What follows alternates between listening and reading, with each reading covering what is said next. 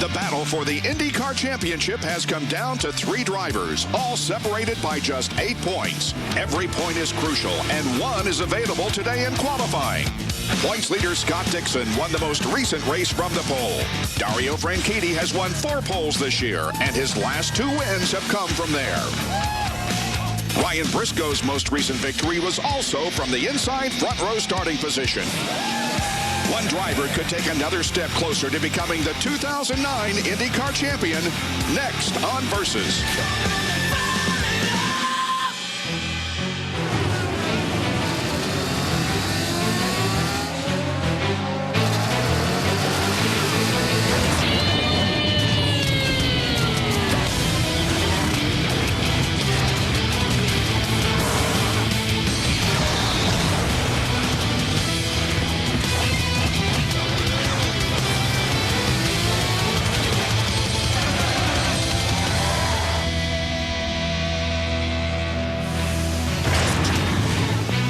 Welcome to Homestead-Miami Speedway and peak pole qualifying for tomorrow's Firestone Indy 300, the final race of the 2009 IndyCar season. A nice hot day here in South Florida. I'm Bob Jenkins along with Jan Beekes and Robbie Buell here in the booth. Down on pit lane, Robbie Floyd, Lindy Thaxton, and Jack Arute.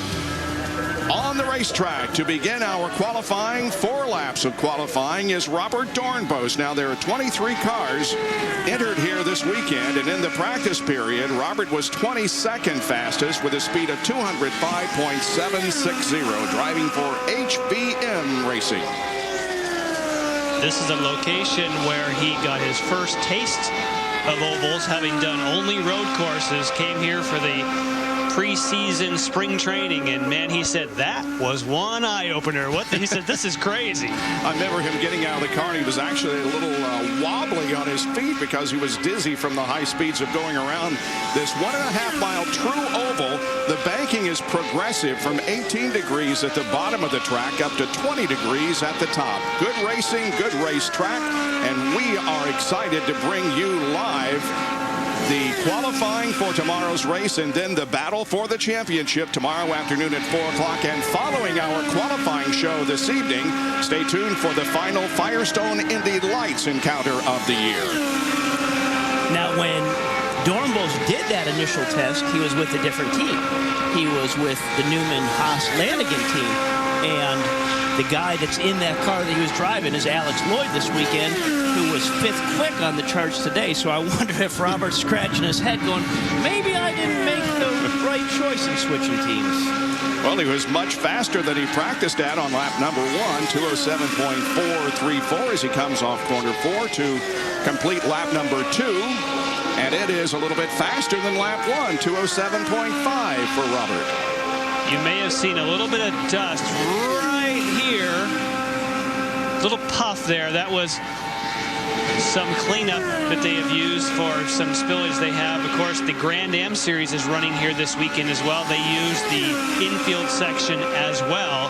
So no harm, no foul, just a little bit of some dust being kicked up after some oil cleanup. And why he's getting through that right now is in qualifying mode, you want to run the shortest distance around here. So he's running really tight right there off of turn 2, and that's just where they had a little bit of the oil dry still on the inside. And I noticed that time from that angle, you could see, and if we haven't said it already, Helio Castro-Neves had a crash in the final practice, and that was some of the dust from cleaning up from that accident. And lap number 4 is 207.287. The 4-lap average is 207.352. Live for the qualifying and then the Indy Lights here this afternoon at Homestead-Miami Speedway. Here's Robbie Floyd. Boy, you can see the determination on Ryan Briscoe's face this week. I mean, he knows what he has to do. And first and foremost, he's not worried about tomorrow. He's worried about today, taking the 1 point. If he takes that Peak Performance Pole Award, he gets 1 extra point. That close that points differential to 7 behind Scott Dixon and just behind Dario Franchitti. He told me, I'm not looking for tomorrow. I'm not counting any points tomorrow. I'm really focused on today. He may need some help from his teammate, Helio Castro-Neves. And late in practice, Helio hit the wall, injured his knee a little bit, and they're working frantically in the pits right now to try and get Ryan Briscoe's backup car ready so Elio can make it out. We'll have more on that a little bit later. Lady Thaxton? 2 years ago, Scott Dixon and Dario Franchitti in a similar situation. Both drivers one race away from being champion, but on the last lap of the last turn of the last race, Scott Dixon runs out of fuel and Franchitti takes the title. They are doing the same thing this weekend, but they are teammates, 5 points apart. Obviously, they both want that point for pole position. Let's see what Dario can do. He was third in the practice at 2:11.918, and this afternoon and tomorrow you can identify the championship contenders, the 3 going for the title, because they will be running the white sidewall tires, or the Rings of Champions. And that championship point for the pole position, you started at 2:12.8 for the 3 running in the championship, Robbie. That 1 point today. If you've got speed, you've got to show it. Yeah, no holding back. You know, we've all thought about it the last week. Who do we give the edge to? Is it that guy right there, Scott Dixon? Is it Franchitti? Is it Briscoe? Where do you go? And as I've been trying to weigh it and put it to one specific guy, I really haven't concluded yet, and I don't think I will till I show up till the track tomorrow.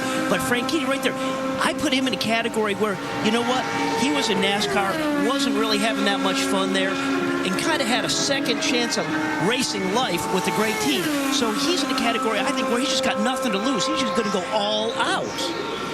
Third lap, 212.779, a little bit slower than his second lap, which was the fastest of the 3 so far. Dario Franchitti, currently second in the point standings.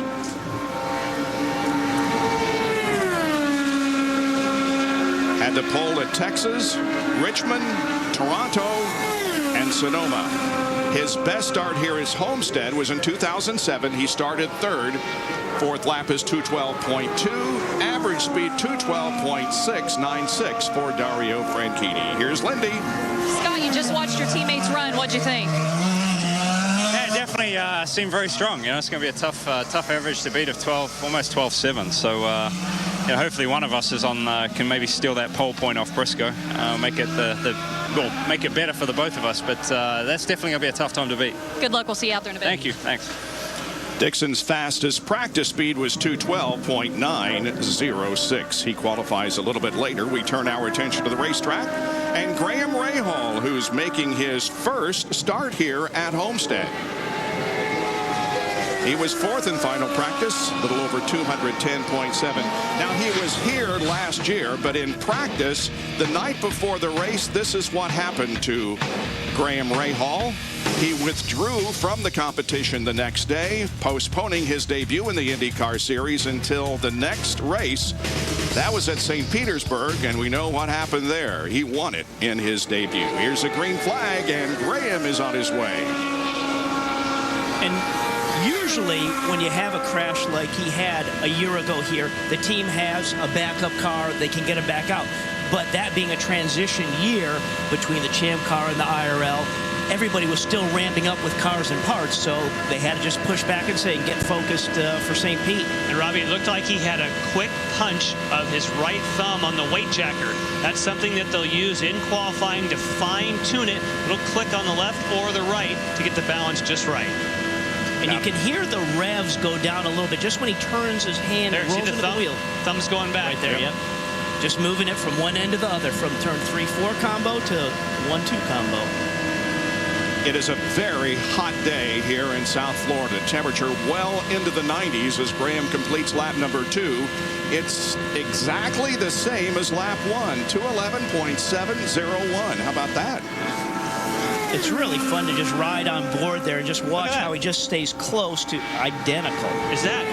Just stays right close to that white line all the way around. You know, just looks like it's easy. I don't know I've ever seen a 211.701 followed by a 2. I mean, we'll find out if it's a data lock if he does another one. But still, that 211.605. Talk about consistency. Tracker at the bottom of your screen, the arrow showing where he will fall into our qualifiers. We've had 2 so far. Graham is the third. I give Newman Haas Lanigan, the team that Graham drives for, definitely a very strong grade for the progress they've made on these super speedways this year. He has really done a fantastic job. We'll start with the pole at Kansas City at the beginning of the year. Look at that. Fourth lap is the same as the third. How do you do that? Is it locked up or is it real? What's going on? That's crazy. 211.653 is the 4-lap average for Graham Rahal. Well, Dario Franchitti and Ashley Judd are here, and Dario is the pole sitter at this point with an average speed of 212.696. Back in 2007 at Chicagoland Speedway, Dario took home the title. The battle for the championship continues. Dixon by a half a curling. Dario swings it wide. Dario Franchitti goes to the high side. Dixon is out of fuel. Dario Franchitti, he'll win the race. He'll win the title.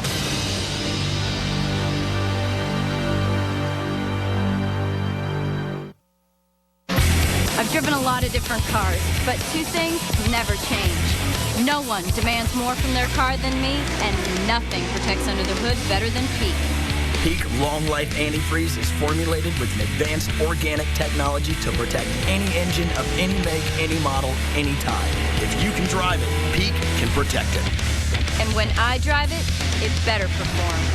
Peak Long Life Antifreeze. When you peak, you win. Rated E for everyone.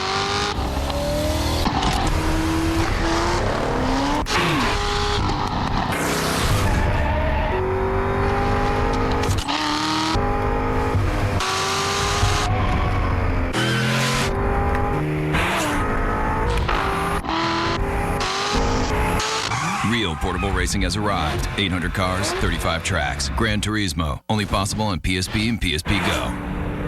PlayStation.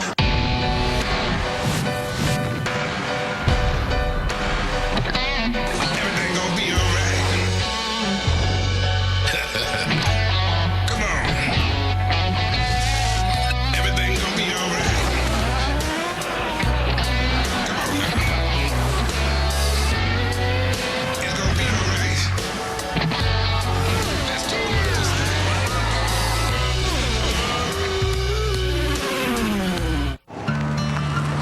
My first deer was very memorable. I climbed up in the very top of a pine tree. I looked down below, and I saw something move 20 yards from me. He gets about right there and pulled the trigger. I could feel my heart pounding. and put him on the tailgate of the truck and drove him around town. But I've never had one that meant anything more to me than that deer. Make versus country. Your country. Tonight at 8. IndyCar qualifying on Versus is presented by Peak Performance Products. When you peak, you win. Alex Lloyd has just qualified second quick so far. 4-lap average 211.702. The number on that car is 40202. 5 numbers will identify it on the screen as number 40. That's the text number for donation to Cancer Awareness Month. On the racetrack is Tony Kanaan, whose best start here in the 2009 season has been a third at St. Pete and Milwaukee. So you mean we don't have to say, here comes car 40202? How about Alex Lloyd? Yeah, there you go. Driving for Newman Haas Lanigan Racing. Tony Kanaan was 13th fastest in the practice at 209.969. So you just saw TK come off of turn 4. So you run high off of 4, and that's when you take the green flag as you dive down to the inside of the racetrack, and he's going to do everything he can right now to stay on that white line. Right on the white line as he goes down the backstretch. Do you think TK's a guy that's excited for the year to end so they can kind of retool and regroup for next year? I don't think he's going to like this lap. This is going to be well short of what we've seen. Faster, they're slow, rather slower than he practiced lap. 209.860 on lap 1. You know, and it's frustrating from the driver's standpoint in the cockpit. They're just watching his hands and the amount of input that he put into the wheel. It wasn't very much input, so it's not as though he's got so much steering in there, it's scrubbing speed. The car's just, you know, it's not going fast. And when a driver comes down pit road and says, guys, it just, you know, I'm not putting much steering effort in. It's not scrubbing speed, but it's just not coming alive. TK sat on the pole here at Homestead-Miami Speedway in 2003. His second lap was a little bit faster than lap 1. Tracker says he will slot into 4th position right now as he come down to get the white flag. His third lap was 2:10.513, so he picked it up again.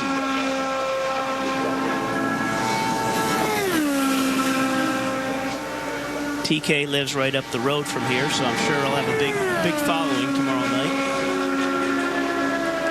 We're on the air at 4 o'clock tomorrow afternoon Eastern with a pre-race show and then the finale for the 2009 season. Lap number 4, 2:10.6. His average is 2:10.315. He is 4th fastest. Here is Jack Arute. Hey guys, I'm flanked by the IndyCar trophy that'll be given away 26 hours from now to someone that will be the best of the best in open cockpit racing. 28 years ago, I was involved for 2 consecutive seasons in NASCAR's Winston Cup division with a chase for a championship. We won both of those championships. And I say we because while Darrell Waltrip received a trophy like this, it was every member of the team that fought it out. Today, there are butterflies that have become bullets, not for the drivers because they get in the cockpit, but for the crew members, the owners, the tacticians, everybody trying to steal a point away from their fellow competitors. You heard what Scott Dixon said, Robbie Floyd. Hey, maybe we can get a point away from Ryan Briscoe. This thing is intense for the next 26 to 28 hours. Robbie? It is, Jack, and the guy who's on top right now as far as the Peak Pole Award is Dario Franchitti. How pleased were you with those laps? I was pretty surprised. I was pleasantly surprised that we hadn't run quite so well this morning in practice. Yeah, we've been 3rd quickest, but Scott and Ryan were ahead of me, which is not what we need. So I was surprised the first 3 laps were really good. Last one we lost a little bit of speed, but I know where we lost that, and it's unfortunate, but it happened at the last corner, so there's really nothing I could do about it.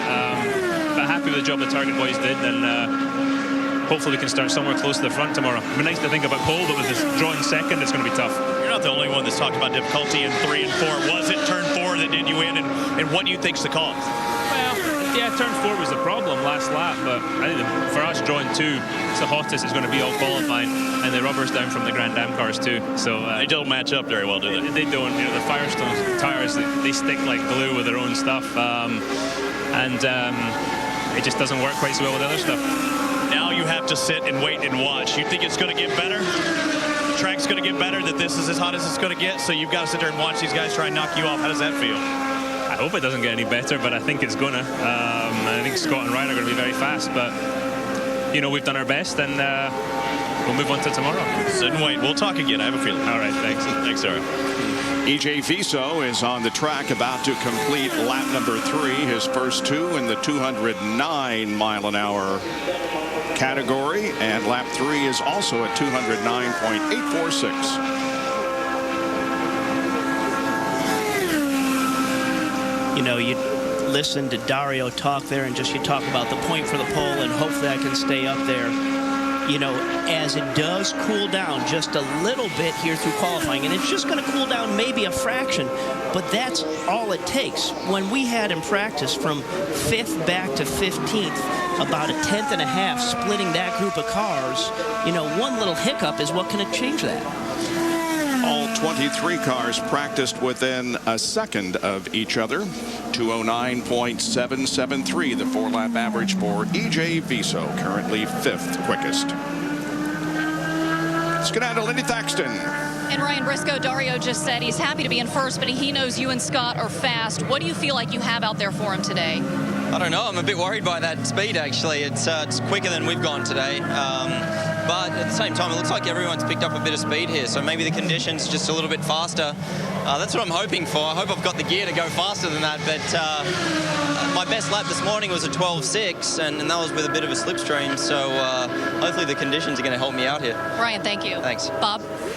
Ryan Briscoe third in points, the guy second in points. Dario Franchitti is currently on the provisional pole at Homestead-Miami.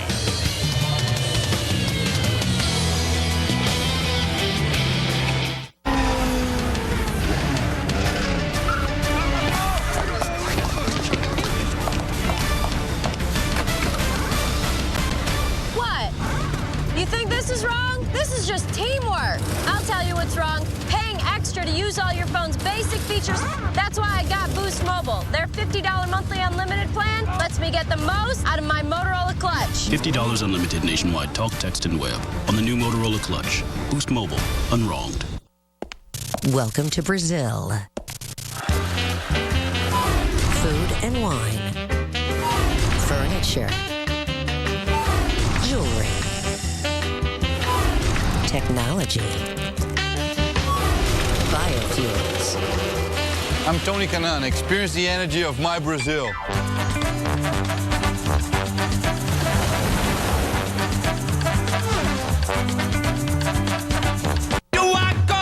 He's a master thief, using the skills that put him in jail to get out. I've been released into the custody of the FBI under your supervision. Now he's going after criminals as if his life depends on it.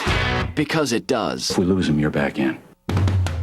White Collar, a new original series, premieres Friday, October 23rd at 10 on USA.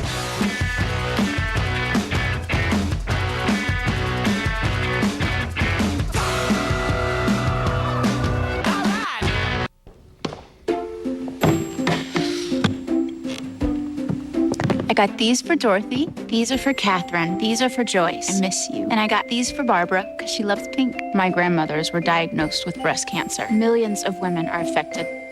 You can help. My Nana loves shoes. QVC presents Fanny Shoes on Sale. Fabulous designer shoes, all at half price, with net proceeds going to breast cancer research and education. Watch QVC presents Fanny Shoes on Sale, October 13th on QVC.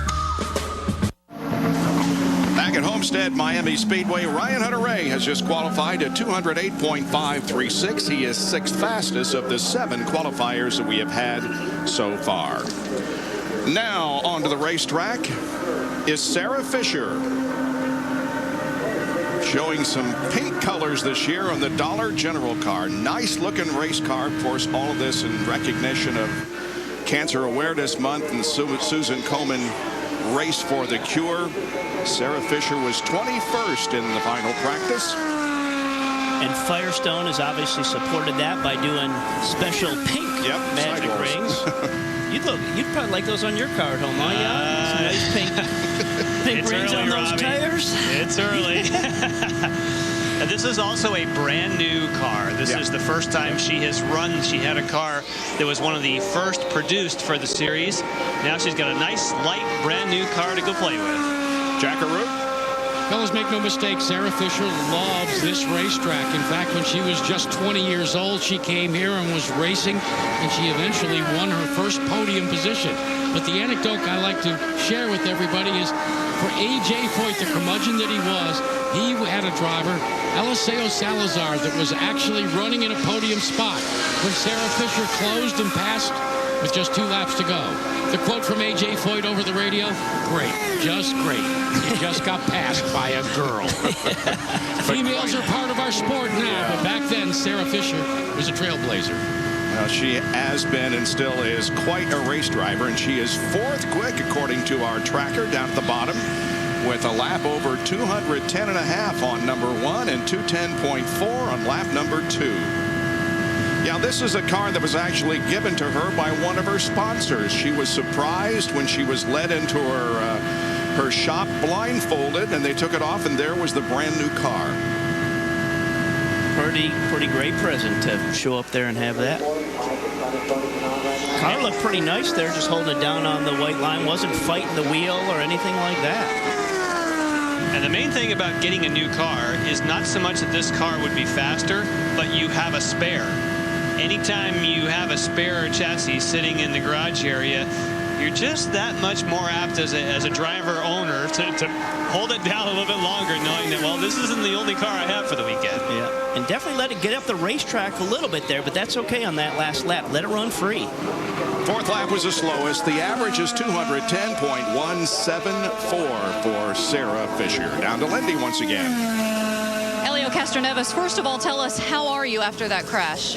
Thank God I'm here and able to qualify. I'm happy that the doctors are able to examine everything, and just a little sore knee, a little sore shoulders, but that's part of the game, you know. But now we're gonna go and try to see what we can do. It was tough because it's one of those things outside of everybody's control, and well, now we fix it, other car, and go for it. Yeah, so you're in Briscoe's backup. Tell us what's going on. Yeah, I believe, honestly, I'm not sure. I'm not sure because the car in Japan also were damaged, so we probably didn't have enough. So one spare car for both, and unfortunately, I end up having to use that. So that's why it's Briscoe, but hopefully he doesn't need it, and I don't need it anymore, and now we're just going to go for the front, and hopefully we can We're taking a look at the crash, and obviously that was the car you dealt with all day, and so now you're getting in really not knowing what to expect. Well, basically the setup is very similar. The only problem was we have to rush to get into tack, because if you couldn't be able to go into tack, obviously you will not be able to qualify. So it's not the way we wanted, but certainly it's enough to be comfortable and at least to put in a few. We don't want to start at last anymore. I mean, it's tough, especially this place seems to be very difficult to pass. But these guys did an incredible job to put this car from scratch together. Well done. Any idea what broke? We have no idea. We got to completely to analyze that, and hopefully it won't happen again. Thank you, Elio. Thank you. Bob? It was quite obvious that something had broken on the car because the suspension was basically down on the racetrack when he started to go up to the wall. Yeah, you saw that left rear trying to brake and just hobble up the wall, off the track. 210.856 the first lap for Mario Moraes. Second lap is 210.7. Would have expected Mario to be a little farther towards the pointy end of the grid from what we've seen. Anytime you hit a 1.5 mile oval, you got to look out for Mario Moraes because he's got a fast car. He's one of the guys that we thought was maybe capable of being the spoiler of taking that 1 point away from the pole, especially with his stout run in Motegi when it looked like he almost had the pole, but then started outside the front row. Yeah, that was his best start in an IndyCar Series event. Second at Motegi, third lap 210.9, so that was his fastest. Our tracker says he'll slot into fourth position. I think part of that is this is more of a handling racetrack, and we know that this car has seemed to be free.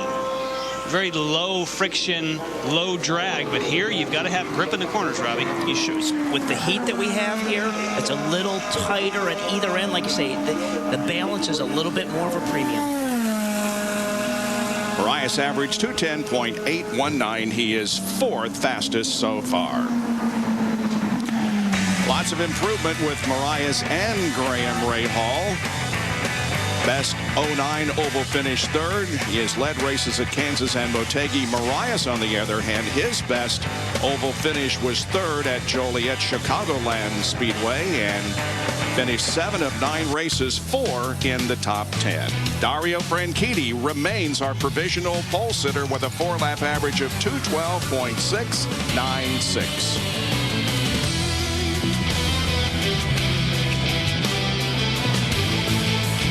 Rated E for everyone.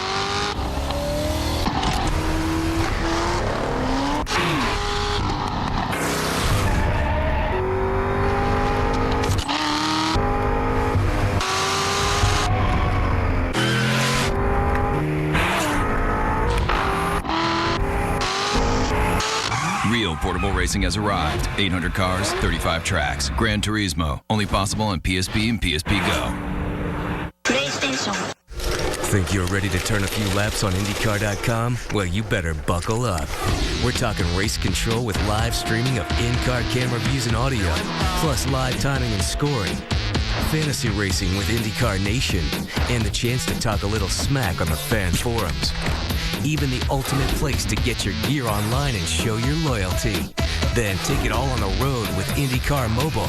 We're taking this ride right to the edge at IndyCar.com. Across this endless galaxy, many battles there are. Choose carefully. Decide on which you fight. Inflict devastating damage on the Jedi Order. He could. I'll fight to my last breath to keep them safe.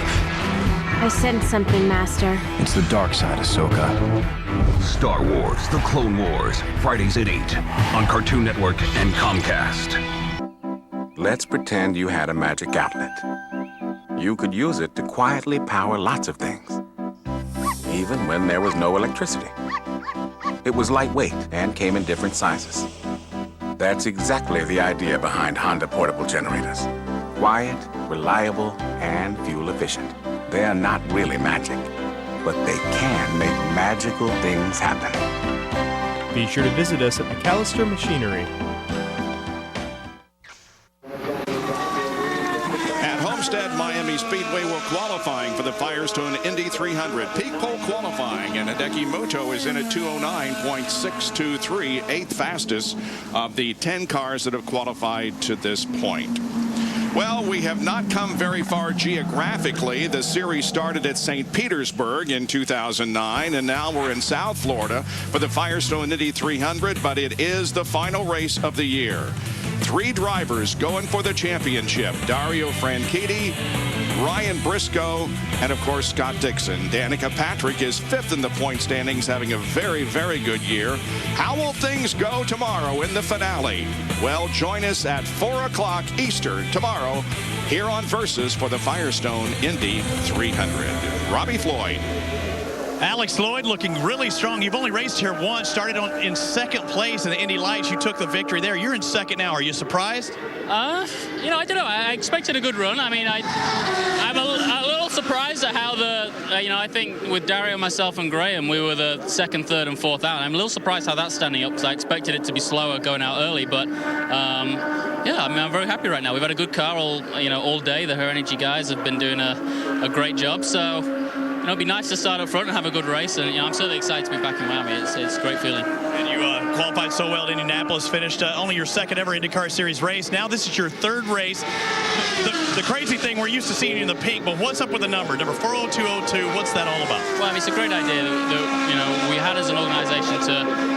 It's a text to stand number. Basically, you text stand to 40202, and it donates $5 to Stand Up to Cancer. Automatically comes off your phone bill. So we're very happy that the league allowed us to run it. It's obviously an unusual number for open wheel racing, and it's a great cause, and it's something that we wanted to do to give back at the same time of hopefully having a good race weekend. And Newman Haas-Lanigan with 2 strong drivers right now is Alex Lloyd in 2nd, Graham Rahal in 3rd. And on the racetrack is Jacques Lazier. Now this is the Greg Beck 3G team, but certainly the colors on this car are different than what we have seen all year. It's been black all year, but now running some sponsorship on the car. And Jacques Lazier, his first lap was 205.506. His next lap is 205.9.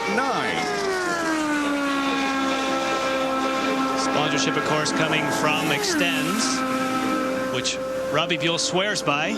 Right, Robbie?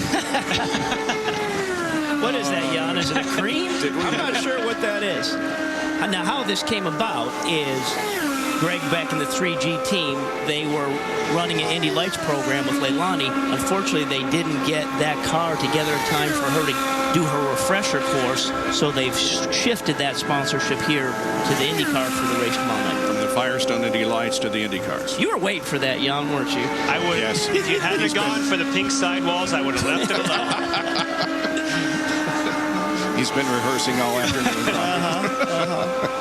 3rd lap, 205.5. 4th lap is 205.4. The average, 205.606 for Jacques Lazier.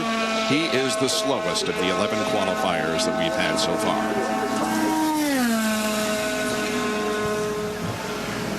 Next up is Dan Weldon.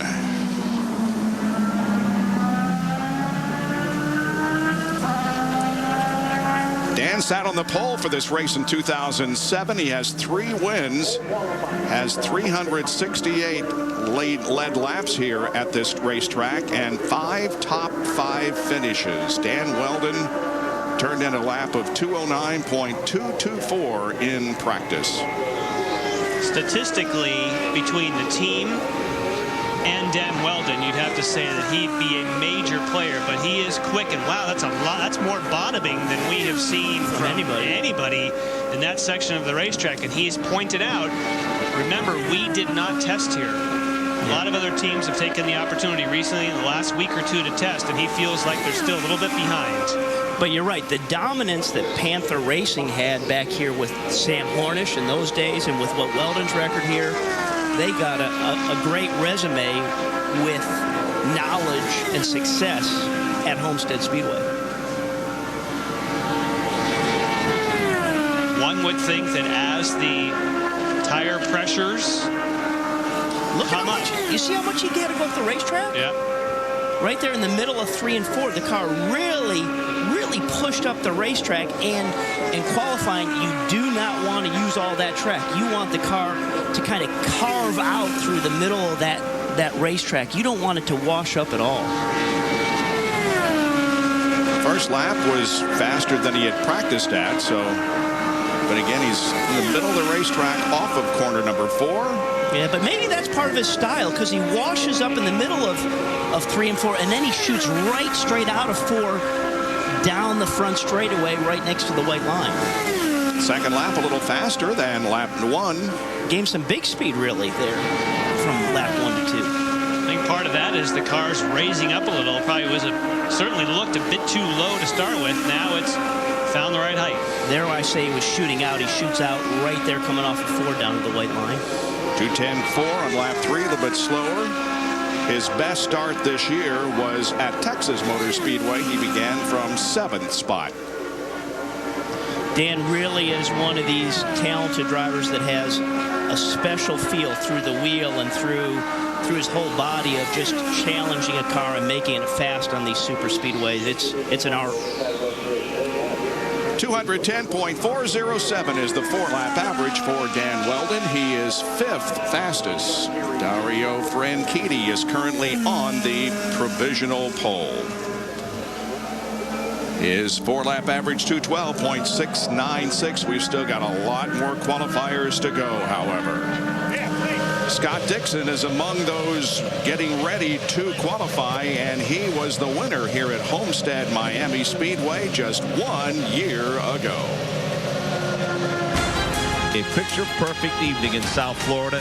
Tony Kanaan looked like he had this one in the palm of his hand, but it goes away when he makes contact with the lap car of E.J. Vizo. Kanaan will pull to the inside with 197 laps complete. We go to green flag racing. Scott Dixon, the New Zealander, will take the lead for the first time since 2003. Dixon has won at Homestead.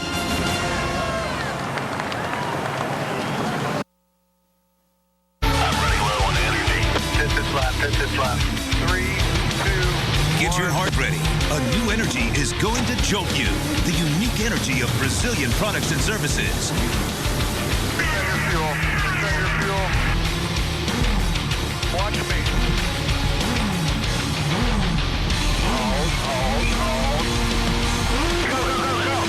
Go to experienceourenergy.com and discover Brazilian products.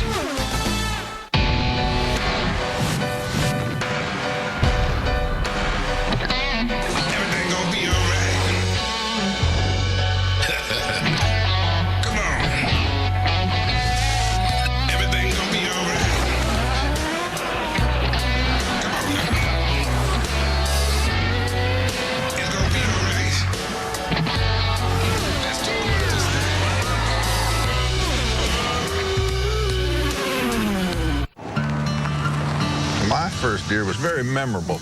I climbed up in the very top of a pine tree. I looked down below, and I saw something move 20 yards from me. He gets about right there and pulled the trigger. I could feel my heart pounding. And put him on the tailgate of the truck and drove him around town. But I've never had one that meant anything more to me than that did. Make versus country. Your country. Tonight at 8. Peak pole qualifying continues at Homestead-Miami Speedway. On the racetrack is Justin Wilson. He has turned in 3 laps in excess of 3 at 210.3 miles an hour. He's about to come down for the checkered flag, and he will fall into 6th spot, make that 5th position. 210.420 is the 4-lap average. So right now it's Franchitti, Lloyd, Rahal, Marias, and Wilson, the top 5. Well, tomorrow night, Versus brings you a Texas-sized showdown in the WEC. Donald Cowboy Cerrone meets Ben Smooth Henderson for the interim lightweight title. 2 great warriors, but only one will leave a champion. Cerrone versus Henderson live tomorrow night at 10 Eastern on Versus. Let's go to Robbie Floyd. With Graham Rahal, who's in a solid 3rd place right now in the 0-2. McDonald's car looking strong here after a strong finish. Another podium for you at Motegi. Things are good. Yeah, I mean, the McDonald's boys been working hard, and the car feels pretty good. I mean, we've struggled a little bit here. I mean, Alex tested here last week, but unfortunately on our side we didn't, and it's hurt us a little bit, I think, because I didn't quite feel so confident going out there today. This is the place I had my first big crash last year, and I haven't really had too much track time since, but we moved on from that. But it's just a side of, you know, getting used to the track, getting used to the car, and hasn't quite been as comfortable as we would have liked. But you know what? I can't complain too much because I could be, you know, back in 20th or something. Yeah, and you had such a strong finish at Motegi. That was your first time at that track and finished 3rd. The season in a whole, as far as the ovals are concerned, you said you knew that was something you were going to have to work with. You're good at the road courses. You had to build on the ovals. You've done that. Had a pole position, had those podium positions. So is it time for the win? It's got to be getting close, right? I mean, now I'd say we've got to work on the road courses, not the ovals so much. I mean, we're still lacking a little bit of pace to the top 2 teams, I should say. But, you know, we're doing a pretty good job. But really, you know, a little more work to do over the winter. And I have no doubt that, you know, many wins are going to come this team's way. And Newman Haas in the top 3 right now. Their best ever qualifying at this track. Christian Fittipaldi was 4th back several years ago. And actually, Christian's here this weekend, guys. Marco Andretti, 5th fastest as he completes lap number 2.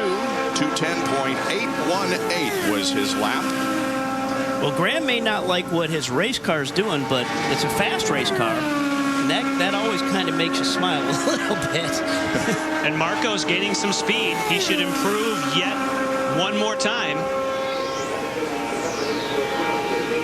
He does, up to over 211 miles an hour. So working the controls in the car. Car's coming to him. Remember, you have to compare this probably with Tony Kanaan. He's significantly faster than Tony Kanaan at this point. Yeah. Marco wavering between 4th and 5th. His best start this year was at Sonoma. He began from 4th spot. Lap number 3 is 211.0, and lap number 4 is 211.003. The average is 210.884. He is 4th quick. So we have now qualified 14 of the 23, and Dario Franchitti remains our provisional pole sitter at 212.696. Remember that very valuable point that will be awarded in qualifying to the pole sitter. And here is the points leader as we go into this final race, Scott Dixon. He was the fastest in practice at over 212, almost 213 miles an hour. And if you look at points on ovals, the 9 races, Scott Dixon leads in that category by a whole bunch over Briscoe and Franchitti. Dixon has 4 wins. Dixon no finishes lower than 7th, and Dixon and Danica Patrick are the only drivers to complete over 2,000. We're on board with Scott Dixon as he comes down to get the green flag. Let's see if he can put it on the pole. And across that start-finish line, shot down to the bottom of the racetrack, and that's where he wants to keep that race car. He's picking up some pace, but he's going to be right in the neighborhood of Dario Franchitti. And is the track cooled down enough just to give him a little bit of that edge? We're going to find out. 212.381, not quite enough for the pole. He's 2nd quick. Yeah, but we should see him gain in speed as the tires come up, the pressures come up. He should just get a tick bit faster with the next 2 laps. He's a half a mile an hour slower than was Franchitti on his first lap. But this one should be a mid-212. Okay, he needs every bit of that. Oh, he slipped. Boy, we called that wrong, didn't we? Well, he had a good lap going. He lost a little bit in 3 and 4 there. It's slipping away a little bit from Scott Dixon. Yes. And even he projected, said, you know, that time by Dario is going to be hard to beat. Look at him. He's working the wheel. You know, there's more hand movement on that wheel than we've seen from other people through there. So we know it's not bumps in the racetrack that's creating it. Wow, down to 211.9 on lap 3. This is not going to be a pole run. Hey, fellas, here's what happened. Scott Dixon went the wrong way on the rear bar. They quickly got on the radio with the telemetry and said, no, the other way.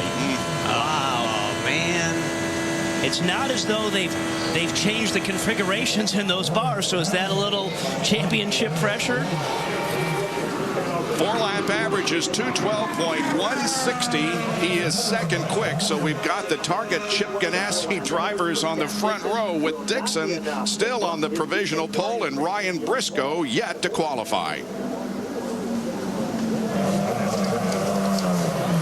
So Dario continues to sweat it out here, hoping to get that 1 point. Now here comes Elio Castroneves, who crashed big time during practice. We showed it to you a few minutes ago. As we watch Scott Dixon come down on the pit road, that is going to be a situation, that minor mistake, that is going to haunt him for the next 20 hours or so. There's a quote that I found that I think clarifies this weekend, this championship chase, and I quote, "The decisions we make in a split second will reveal our true selves." That was a split-second decision that may come back to haunt Scott Dixon in the early going tomorrow during the race. Well, he could have picked up the 1 point. He will not, while his teammate Dario still might. Well, they just want to keep it away from Briscoe between that team. So they've got that covered as best they can right now. But is it enough? Here's Elio driving Ryan's backup car. And he had a lap of 209 in practice before the crash. So he's never turned a wheel before in this car. I mean, at least in this configuration at this racetrack today. But the confidence that a guy like Elio has in the team, he knows they're going to put that car together perfect. They're going to match up setups, and he just has to get in the car, do his job, mash the gas, be as smooth as he can with inputs on the wheel, and post some times. And a good one. Really? For a confidence builder, that's not a bad lap 1. His best start here at Homestead was second in 2002 and 2006. Our tracker shows, well, slipping a little bit. Here's lap number 2. It's 210.628, a little quicker than lap 1. I think Elio's really going to be one of the interesting factors to see how that plays into the race tomorrow.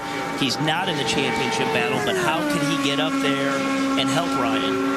He's gaining, I was going to say, gaining a little more speed here. Not much, but a touch. You know, nobody wants to end up in the wall like Elio did when you break something, because when something breaks, you're just like, well, is that going to happen on Briscoe's car? So the crew guys are going back. They're going to be up late tonight, making sure what that failure was isn't going to cost him tomorrow. But from Ryan Briscoe's standpoint, he wants this guy right here, Elio, to have a great weekend, because he needs a helper up there. He needs somebody to create some interference. Needs some dance partner. Yeah. Here's the 4-lap average, 210.658, 7th quick for Elio Castroneves. Lindy's with Scott Dixon. And Scott, I know you're disappointed. Let's talk about the adjustment of the bar in the car. What happened? It sounded like it went the wrong way. Yeah, it totally went the wrong way. And the car was so loose to start with, and just I was sort of fumbling, I think, for the bar. Kind of made the rest stiffer, and then the last or middle 2 laps kind of got really sideways. So the car was a handful, but you know, I think it's still strong. I just went the wrong way on some adjustments. Yeah, and Scott, you and I have talked quite a few times about how important that 1 point is today. So I know you're disappointed about that. Yeah. Robbie? And I'm with Dario Franchitti. A little more weight off your shoulders. You still have guys trying to knock you off. Were you surprised that he made that mistake? He's been doing this an awful lot of time, but that just shows you how little things can jump up at any time. Dude, we all make mistakes. I could see that Scotty had his hands full, man. The steering trace was off the graph in a couple of places, so did a good job hanging on to it. You know, obviously Ryan's next, and he's one of the big bullets we've got to dodge here. There's a couple others that look pretty strong, so nothing I could do now. Yeah, he was looking up at the telemetry up on the box, and he knew exactly what he did the second it happened out there. But he says everybody makes mistakes. Ryan Briscoe will be on the racetrack when we return with peak pole qualifying at Homestead-Miami Speedway on Versus.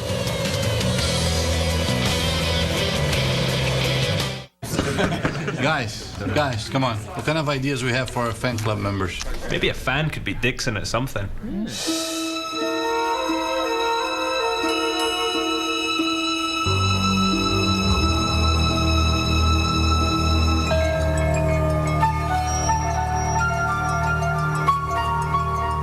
With Indy Downforce, you get great gear, trips, offers, maybe even meet your favorite driver. Join at IndyCar.com today.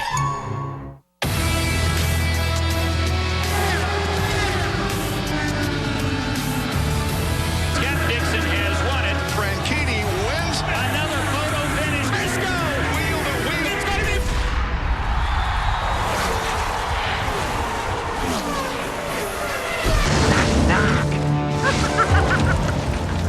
It's a cold one. Bone chiller's been spotted in the South Hills. Hey, bone chiller. Ryan's mad.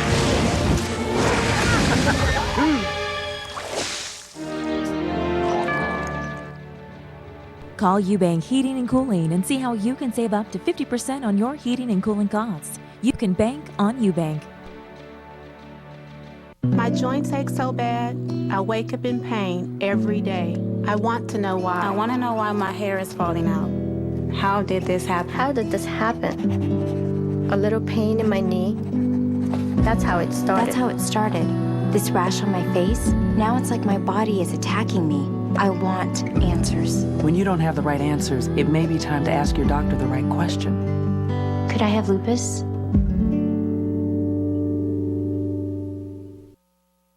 I was very lucky to grow up in a hunting family. My dad was just a great hunter. And when I go hunting with him, I go back to being a little boy again. Make Versus country your country. Back at Homestead-Miami, and Ryan Briscoe is on the racetrack. The other two title contenders have qualified. Dario is on the provisional pole. Let's see what happens. At Motegi, this is what happened to Ryan Briscoe when he had things going so well for him. Coming out of the pits, accelerating too hard into the inside wall, taking this cone with him and damaging the suspension on the car. Making a long story short, he spent many laps on pit lane getting the suspension fixed, and it dropped him from the points lead to third in the standings for this final race. But now he's on the racetrack. Turned in a lap of 2:12.621 in practice.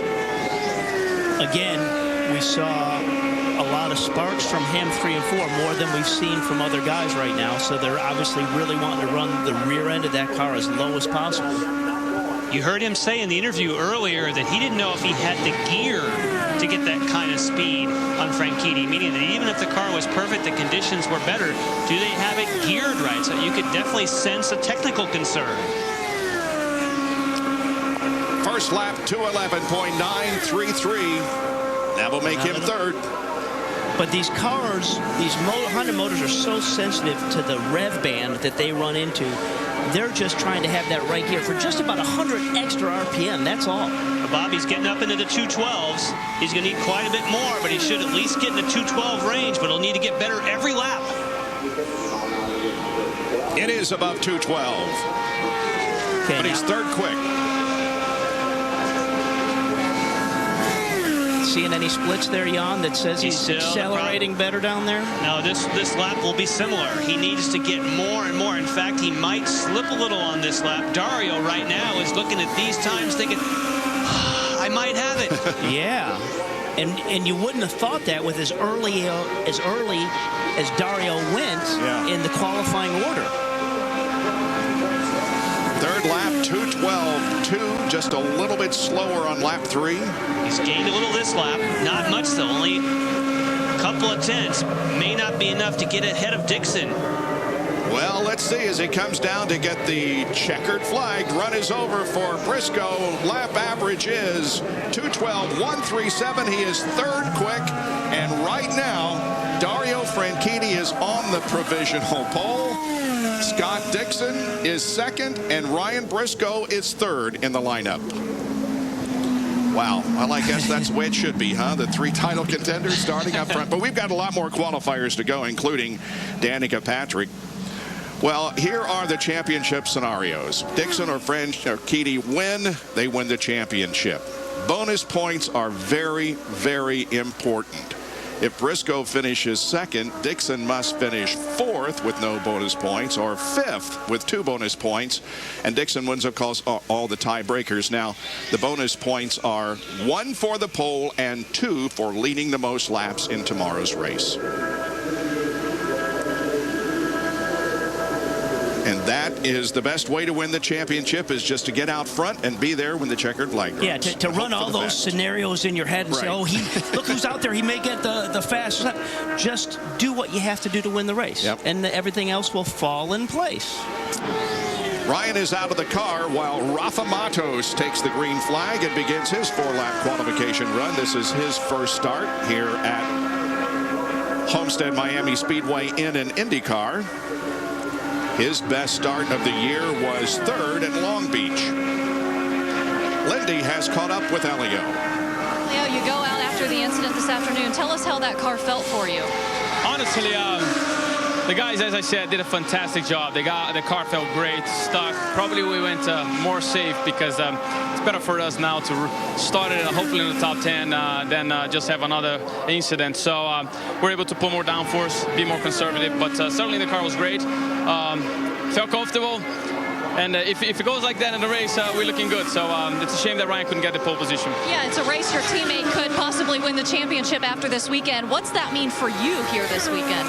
Well, we're going to try everything we can, first of all, to go up to the front. This place seems to be a little more like Japan. You know, position is very, very important. It's when you're running behind someone, it might be a lot of turbulence here.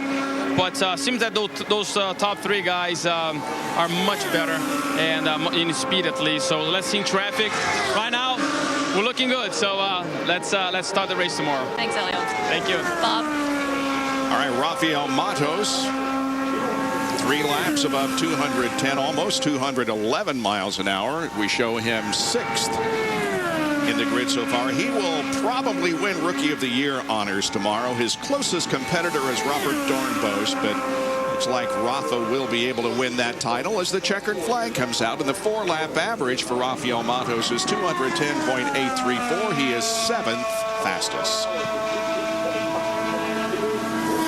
Dario Franchitti remains on the provisional pole with just a few more qualifiers to go, including Thomas Scheckter and Danica Patrick.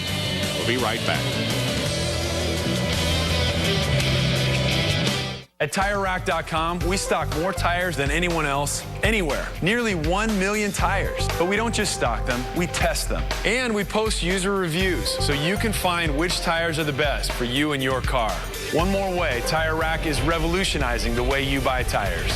Right now, get up to a $50 mail-in rebate when you buy a set of 4 eligible winter tires. For details, go to TireRack.com/TV. Research, buy, deliver, install.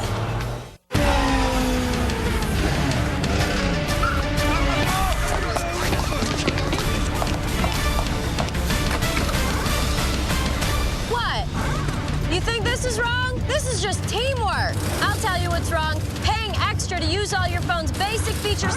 That's why I got Boost Mobile. Their $50 monthly unlimited plan lets me get the most out of my Motorola Clutch. $50 unlimited nationwide talk, text, and web on the new Motorola Clutch. Boost Mobile, unwronged. Welcome to Brazil. Food and wine. Furniture. Jewelry. Technology. Biofuels. I'm Tony Canan. Experience the energy of my Brazil.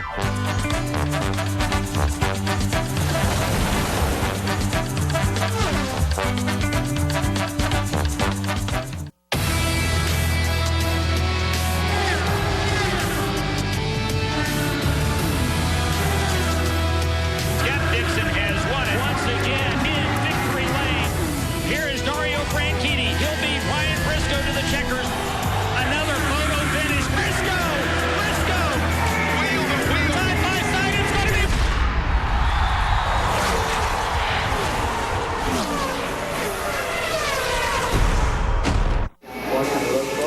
Mike Conway taking the white flag, completing his third lap of qualifying. He has 3 laps in excess of 209 miles an hour, make that 2 laps in excess of 209, and his first lap was 208. Once again, Dario Franchitti is on the provisional pole and looking for that one all-important peak pole qualifying point. Checkered flag comes out, and Conway will turn at 208.971 for lap average. He is 17th fastest, and Robbie Floyd is with Ryan Briscoe. Ryan, inside on the second row, not what you were looking for. You wanted that extra bonus point. You were focused on that bonus point. What kept you from taking that bonus point today? Dario and Scott, basically. Where did that speed come from? Because you asked me that question. I don't know where that came from, but the car was not handling bad for you. It just didn't have the speed.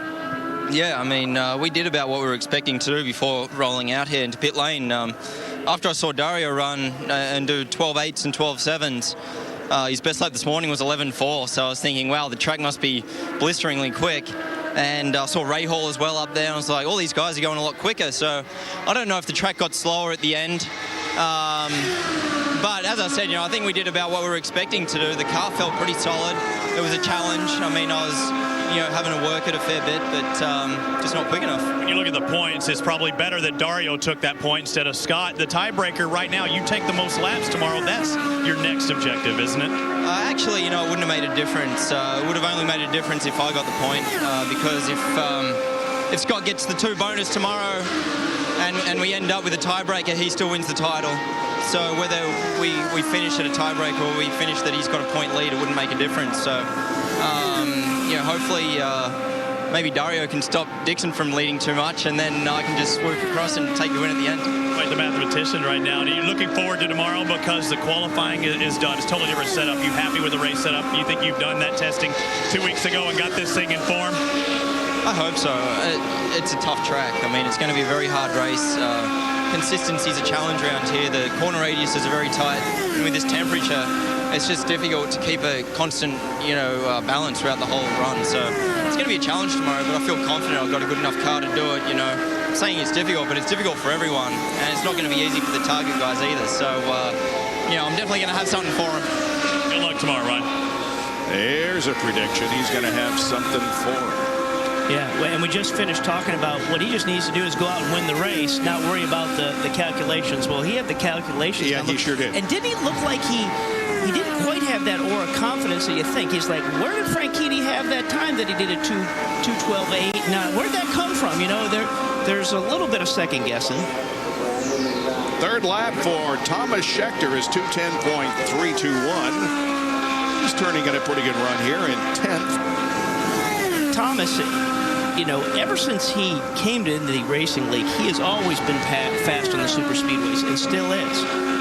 Now he's just really matured as a race driver. He's just looking, thinking ahead, and he knows if he has an 8th place car, he doesn't try to win the race with it. He brings it home with what he's got. 10th quick for Thomas Schechter, average 210.453. Just 2 more qualifiers to go. Danica Patrick, and the last qualifier will be Ed Carpenter. Here comes Danica. Her best start here at Homestead was last year. She was on the outside of the front row. One thing that's made our racing really exciting the second half of the years, ever since Kentucky on these mountain halves, the league has changed the rules in terms of what guys can have on the race cars that create some downforce. With as hot as it is here and as tough as this racetrack that we've heard from drivers, grip is important. I think everybody is running that downforce. Danica is one person that had some of that downforce off this morning when I actually walked up and down pit lane. I don't know where they've taken the car now, but this morning initially they had what you'd call the side pod ramp off the car. Robbie, there's no question that Danica Patrick has taken the lead role for 2009 in Team AGR. But Danica Patrick also knows that she has got to continue to up her game. In terms of qualifying today, she didn't set high or lofty expectations, but join us tomorrow during the course of this championship chase and this IndyCar final event, because I heard from Danica Patrick that earlier this week she logged all of the onboard camera footage that she could find from Homestead-Miami Speedway and went through it lap by lap. And she said, I discovered a big mistake that I was making in terms of succumbing to the allure of going to the outside. She said, I'm going to learn and drive this race tomorrow a little bit differently than I have in the past. So is that meaning, Jack, that she doesn't like to go to the high side of the racetrack? That didn't look like that would benefit her? What happens, Robbie, we all know that people are going to have to go to the high side in the championship chase. She said when the car doesn't work down low, you think you're going quicker on the high side, when you'd be better off to be patient, stay down low, let the car not be quite as fast, and then make the adjustment on pit road. She said, every time I go up there, I think I'm going faster, but the car is actually going slower. And he says, it's frustrating for a driver, and I succumb to it all the time. Yeah, thanks. That's good. Third lap, 211.4, her fastest. And of course, you are going faster on the higher line, but you're doing a slower lap time because the higher you are on the racetrack, the wider the radius, so the miles per hour is higher. When you get around across the line, that's when you analyze the data. You find, hang on a minute, I'm actually going slower on lap time. But sometimes when you do shift with it, it feels better in the race car, even though it is slower. But the feel is better. 211.258 average speed for Danica. She is 6th, though Danica is 6th and her teammate Marco Andretti 7th. Tony Kanaan is 14th and Hideki Muto is 18th. Those are your AGR drivers. Well, one more driver to go. That's Ed Carpenter. And the sweat will be over for Dario Franchitti. There's the speed that Ed Carpenter is going for. There is Chip Ganassi.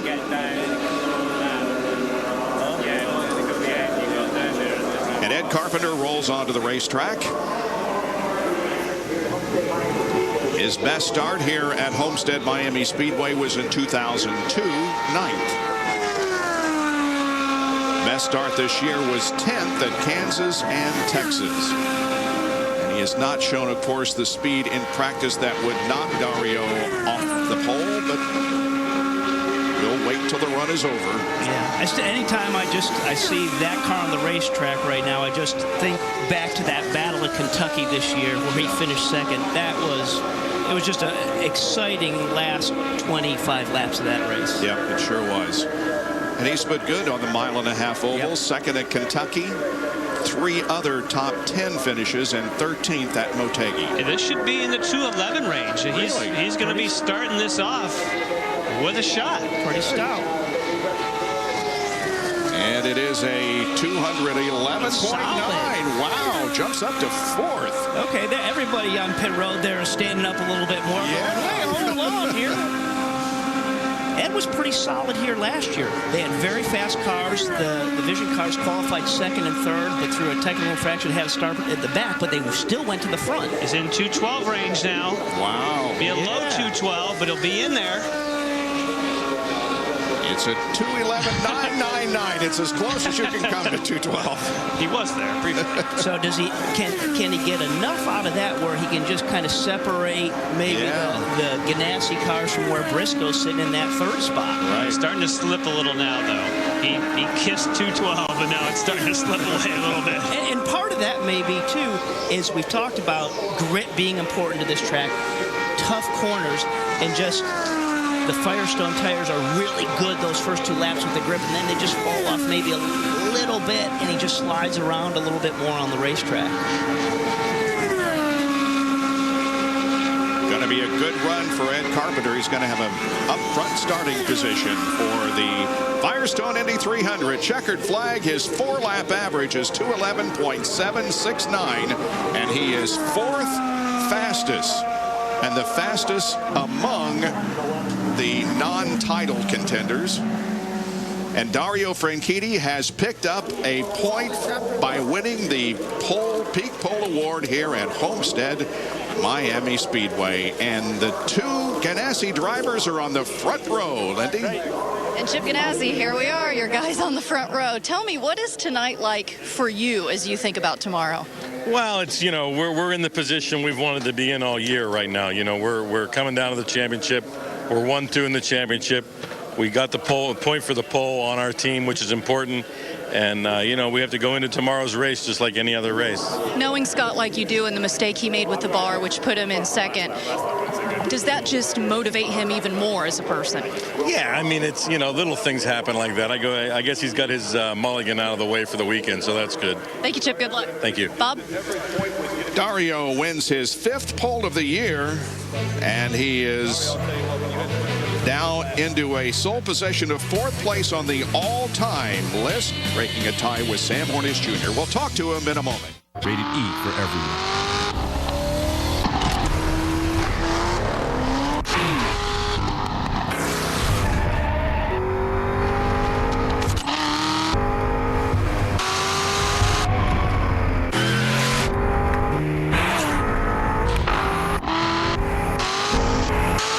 Real portable racing has arrived. 800 cars, 35 tracks. Gran Turismo. Only possible on PSP and PSP Go. PlayStation.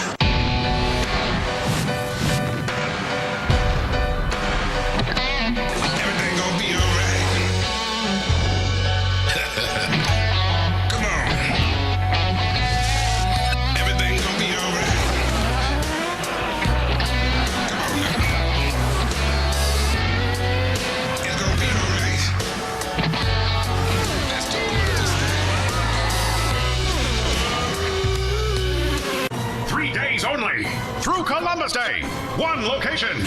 Greenwood Park Mall. The first annual Southside Used Car Tent Sale. Over 1,000 pre-owned vehicles. All makes and models. On the spot delivery. Good, bad, slow credit. No problem. A great selection of buy here, pay here vehicles. Shop our clearance corral with cars from 1995. Don't miss it. The first annual Southside Used Car Tent Sale. 99 through Saturday. 99 Columbus Day. At the Greenwood Park Mall. Let's pretend you had a magic outlet. You could use it to quietly power lots of things, even when there was no electricity. It was lightweight and came in different sizes. That's exactly the idea behind Honda portable generators. Quiet, reliable, and fuel efficient. They are not really magic, but they can make magical things happen. Be sure to visit Dreyer Honda and Capital Drilling and Contractor. IndyCar qualifying on Versus is presented by Peak Performance Products. When you peak, you win. It may be only 1 point, and as Ryan Briscoe said, it may not have been real material whether Scott Dixon or Dario Franchitti received it. But for the dynamic within the Target Chip Ganassi team, Dario Franchitti gaining that 1 point, and Scott Dixon making a minor mistake that cost him a legitimate shot at the pole position, it gives those two drivers opposite ends of the spectrum in terms of sleep this evening. Let's check in now with Lindy Thaxton, with the guy that's going to sleep, I would think, pretty well tonight, Lindy. Yeah, I would think you will. And his wife, Ashley Judd, standing next to me, and she is all smiles as well. And you can see him out there right now getting that $10,000 check. And his teammate, Scott Dixon, him and I had talked earlier this season, and I asked him, would you rather have the $10,000 or that point? And he said, every single time we want that point, because the very last race, it could come down to it. And it really has for these guys. We're going to Lindy, remember that Dario Franchitti and Scott Dixon, when they were opposite sides of the spectrum and opposite teams, they chased for a championship before Dario left. And Dario last season, when he came back to IndyCar and announced his intentions to team up with Scott Dixon, well, it was Dario Franchitti that explained in detail to Scott Dixon just how he and Team AGR beat Scott Dixon for the championship 2 years ago. Meanwhile, as the trophy is being presented to the Peak Antifreeze Trophy, Scott Dixon is standing by with Robbie Floyd. Robbie, I wonder if Scott remembers that conversation. I don't know. The thing that is that the dynamic changed tremendously with Dario taking that 1 point, because we're taking for granted that, one of the Penske guys or Target guys are going to take the win, Scott. But now if you look at it, if Dario doesn't win this thing, finishes second and you're third, you could still lose his championship. That means those 2 points are extremely important tomorrow. Yeah, I think all the points on the table are definitely hard to get for one, and maybe the deciding factor of the race tomorrow, or the championship, I should say. So, we'll definitely be going out hard and strong. I think both of us. It's good to see the front row at least covered by Team Target. It was a pretty poor qualifying effort on my part. We made definitely some mistakes there. I think the car and the 9-car side, definitely had the car to be on the pole, but, I definitely messed up. So, we'll try and regain some of that tomorrow. Mistake happens. You have to wipe that out of there. But will it change your attitude like a normal race weekend? Are you necessarily always trying to get those 2 points? Because I think I asked you earlier in the season, and I'm not thinking points right now. I'm just trying to win races, when now you have to think points. Yeah, kind of. I think if you can still keep winning races, that's going to cover everything. So, tomorrow, that's definitely the goal. And it's definitely the goal, I think, for all three of us that are fighting it out. And, it's definitely pretty cool that, all three of us are at the top of the pylon. So it's going to be a tough race. I think all cars are pretty even and pretty close over a race distance as well. So, it's definitely going to make it, extremely exciting for the fans. It's going to be exciting. And I asked him earlier, and we heard Robbie talking about the tires falling away maybe after the first couple laps. Scotty said that, but he said he also put 50 laps on them during ring practice. So a lot of scenarios going to play out tomorrow, guys. Yeah, but Robbie Floyd, keep in mind that man is going to have a little restlessness tonight because he is on top of the points. So as we get ready to kick things off, well, Scott Dixon, he'll be starting in the outside of that front row. Dario Franchitti, who is the middleman in this points chase, well, he's going to have the pole position. And Ryan Briscoe has got to hope that his teammate, Helio Castroneves, who crashed, who will be starting in 11th, as he has always said, I need a wingman. And if Helio Castroneves can get to the front and be a wingman, boy, it's going to be a wild one tomorrow. Now, this is just part of the championship weekend here at Homestead-Miami Speedway. In fact, one championship has already been determined. You're going to see their finale just very shortly here on Versus. Kevin Lee, though, is standing by with the guy that will be crowned the Firestone Indy Lights champion at the completion of today's race. He's already locked it up, Kevin. Thank you, Jack. J.R. Hildebrand won the championship, clinched it at Chicagoland. We'll celebrate a little bit again after this one is over. This championship has shown that you can drive in this series. Are you ready to take the step to the IndyCar series? Well, I certainly feel like I'm ready to make that step up. I obviously realize that there's going to be a learning curve there, just like there is moving up at any level. But I've had the chance to get in the IndyCar on both an oval and a road course this year, and just in terms of driving the car, felt really good and worked with the engineers really well. So take it one step at a time. But I think that I'm ready to make that jump up. It's been a fantastic season for J.R. Hildebrand. He will go for his 5th win of the season here today in Firestone Indy Lights. He's going to start from the 7th position here in the Miami 100 in just a little bit. The young man from Sausalito, California, has shown that he might be ready to move up to the IndyCar series.